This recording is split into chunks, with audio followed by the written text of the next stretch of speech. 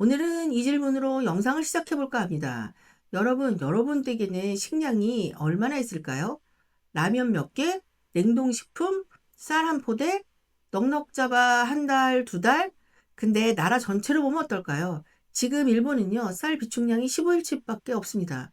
100만 톤을 목표로 쌓아왔는데 작년 쌀 파동 때 다 풀어버리고 나서 지금 30만 톤. 일본 전체 인구가 먹을 수 있는 양의 고작 보름치라는 거. 그런데 더 충격적인 건 일본 정부의 반응입니다. 이거 너무 많으니까 줄이자.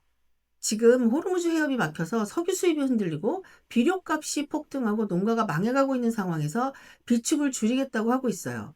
오늘은 이게 왜 단순한 일본 얘기가 아닌지, 그리고 우리나라는 과연 다른지 팩트만 가지고 이야기해 보겠습니다. 일본에선 지금 무슨 일이 벌어지고 있는 걸까요?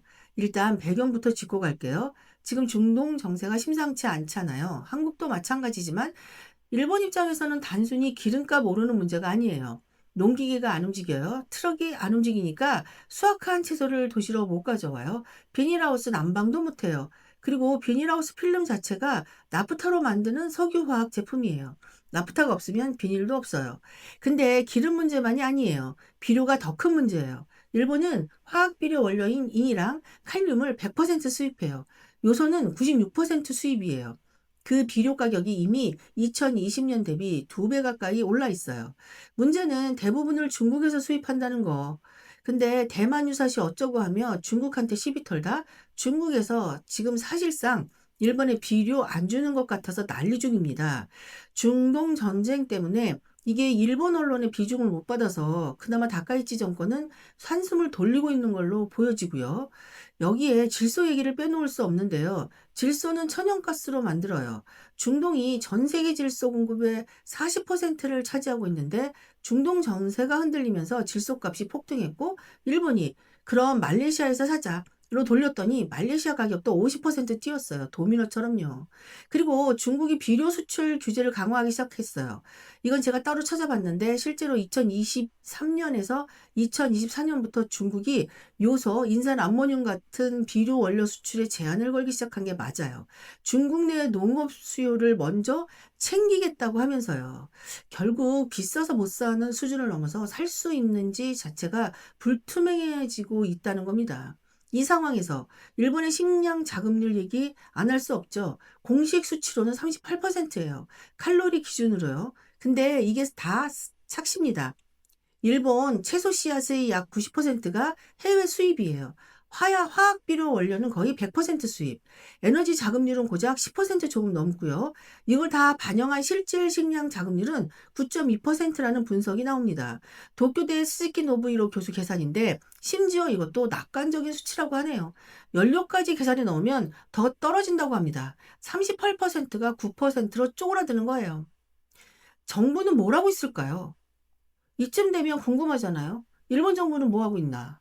지금 일본 국회에서 식량법 개정을 추진하고 있어요. 핵심이 세 가지인데 하나하나 뜯어보면 진짜 어이없습니다. 첫 번째, 수요에 맞는 생산을 하자. 말은 좋아 보이죠. 근데 현실을 보면 일본 1인당 쌀 소비량은 계속 줄고 있어요. 그러면 수요에 맞추라는 건 결국 쌀 덜 만들어라는 얘기입니다. 생산을 억제하는 거죠. 실제로 일본은 오래전부터 간반 정책이라고 쌀 생산량을 줄여서 가격을 유지하는 정책을 써왔어요.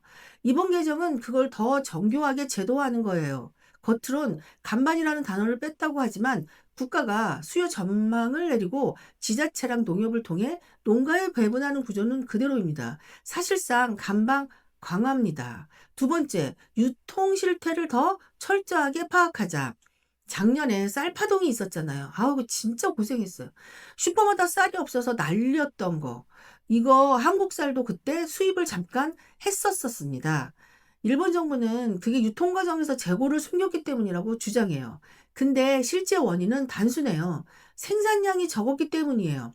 가뭄이랑 폭염으로 작황이 나빴고 거기에 외국인 관광객 급증으로 외식 수요가 폭발했고 지진 영향으로 비상식량 사재기까지 겹쳤어요. 유통 탓이 아닌데 유통 감시만 강화하겠다는 거예요. 그러면서 규정 어기면 최대 1억엔 벌금, 업계 부담만 엄청나게 커지는 거죠. 자기들 책임 회피를 위해 유통 탓으로 돌리는 거라고밖에는 안 보여지죠. 세 번째, 이게 진짜 제일 황당합니다. 국가 쌀 비축을 줄이고 민간이 알아서 비축하게 하자. 재정심의회가 작년 12월에 이런 제언을 했어요. 일본 정부가 비축미 관리하는데 연간 403억 엔이 드는데 민간 재고를 비축으로 활용하면 16억 엔으로 줄일 수 있다고요. 403억 엔이 16억 엔으로. 비용 절감 맞죠. 근데 비상 상황에서 민간 기업이 나라를 위해 이 쌀을 팔지 않겠습니다. 라고 할까요? 보장이 없어요. 위기 때 민간이 재고를 틀어막으면 아무 소용이 없는 거잖아요.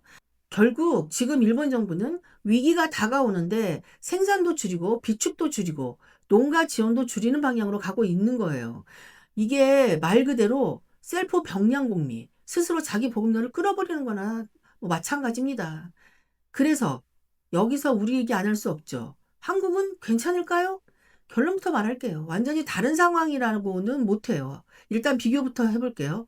식량 자급률부터. 한국 식량 자급률은 공식적으로 2023년 기준 약 45에서 46% 수준입니다. 근데 이게 쌀 위주고요. 쌀만 따지면 자급률이 높아 보이지만 밀은 1%대, 옥수수는 3%대예요. 우리가 매일 먹는 밀가루, 라면, 빵 거의 다 수입이에요. 곡물 전체 자급률로 보면 20% 초반으로 확 떨어집니다. 쌀 비축량은요. 한국은 공공비축미 제도로 약 72만에서 80만 톤을 유지하는 게 목표입니다. 연간 쌀 소비량이 약 350만 톤 수준이니까 약 2에서 2.5개월치를 비축하고 있는 겁니다. 일본의 15일치보다는 낮지만 이게 많다고 할 수 있는 수준은 아니고요. 참고로 중국은 1년 반치를 쌓아두고 있고 비료는요. 한국도 화학 비료 원료 대부분을 수입해요. 특히 요소 파동 기억하시죠? 2021년에 중국이 요소 수출을 제한하면서 한국에서 요소수 대란이 났잖아요. 트럭이 못 다닌다. 경유차 못 쓴다 했던 거요. 그게 이미 경고 신호였어요. 비료용 요소도 마찬가지예요. 중국 의존도가 높아서 중국이 수출 규제 강화하면 우리도 직격탄을 맞습니다. 에너지는요. 한국 에너지 자급률도 일본이랑 비슷하게 낮아요. 약 15% 수준이에요. 원유, 천연가스, 석탄 다 수입이죠. 한 가지 한국이 일본보다 나은 점을 꼽자면 그나마 쌀 소비 기반이 유지되고 있고 정부가 공공비축미 제도를 법적으로 운영하고 있다는 거예요. 일본처럼 민간에 맡기자는 방향으로 가고 있진 않아요. 근데 솔직히 말하면 한국도 위기 대비 측면에서 우리는 충분하다고 말하기엔 어려워요. 밀 자급률 1%가 뭔 말이냐면 전쟁이든 기후 위기든 국제 공급망이 한번 흔들리면 우리는 밀가루 라면빵을 만들 원료가 바로 끊긴다는 거예요. 근데 제가 오늘 이 영상에서 제일 하고 싶은 말은 이겁니다. 일본 정부가 망할 정책을 쓰고 있다. 이게 핵심이 아닙니다. 전 세계 식량 공급망 자체가 흔들리고 있다는 게 핵심이에요. 미국도 중동에서 암모니아랑 요소를 대량 수입하고 있어요.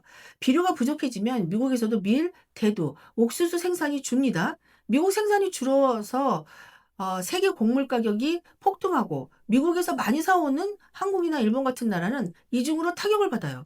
2022년 러시아 우크라이나 전쟁 때 기억나요? 전 세계 밀 공급의 30% 가까이를 차지하던 두 나라가 전쟁에 들어가자마자 밀 가격이 몇 달 만에 2배 가까이 뛰었잖아요.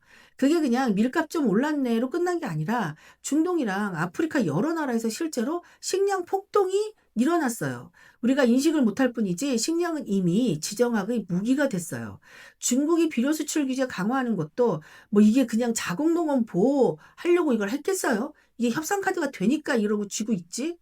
근데 일본이 지금 굉장히 웃긴 게 중국이 침략한다고 난리. 아우 진짜 나 이거 듣기 싫어 죽겠어 진짜. 중국이 침략 그러니까 말로는 대만 유사시를 대비한다는데 아니 일본이 참전 안 하면 그만이지 뭘 일본이 대비를 한다는 건지 아니 중국이 대만을 쳐들어가던 말던 대만 유사시 때 같이 참전 안 하면 되지 안 그래 안 그렇습니까? 어찌됐든 일본 본토 전쟁시나 유사시를 대비해서 다카이치가 쉘터를 만든대요. 뭐 방공용인지 뭔지. 이 쉘터 만들기에는 일본 국가 예산을 어마무시하게 쏟아붓고 있습니다. 지금 진짜. 이 사태에 일본 도쿄대 교수가 이런 말을 했어요. 쉘터를 만들어줘도 만약 유사시가 발생한다면 쉘터 들어가서 먹을 식량이 없다면 쉘터가 무슨 소용이 있냐고요. 군사 안보에는 수십 조를 쓰면서 정작 국민이 먹을 식량 비축에 드는 돈은 아깝다고 하는 나라. 그게 지금 일본의 모습인데 솔직히 우리나라가 완전히 다르다고 자신 있게 말하기도 어려운 게 현실이에요. 이 영상을 보고 와 일본 망했네 하고 넘기기보단 나라가 내 밥상을 지켜주지 못할 수도 있다는 걸 한 번쯤은 진지하게 생각해보는 계기가 됐으면 합니다. 지금까지 시청해주셔서 감사합니다.